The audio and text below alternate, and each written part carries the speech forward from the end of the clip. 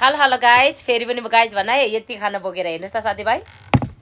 छेपी अनि कुखुराको मासु र छेपी मिसाएर बनाएको अनि दाल बनाएको गाइज।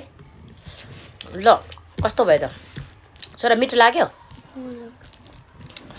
छोरा त भिडियोमा नआउने मम्मी भनेर एक्लै बसिरहेछ, म चाहिँ दन्गाउँदैछ।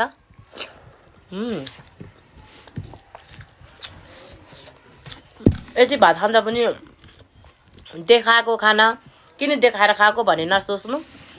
मेरो अब खाने, टिकटक बनाउने, भात खाने अनि भिडियो हाल्ने कामै त्यही हो साथीभाइ होइन। नराम्रो नसोचिदिनु होला साथीभाइ होइन।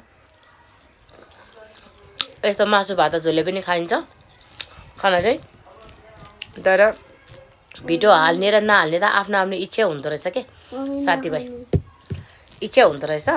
त्यही भएर म चाहिँ धेरै इच्छा लाग्छ कि खाने कुरा हालेको चाहिँ।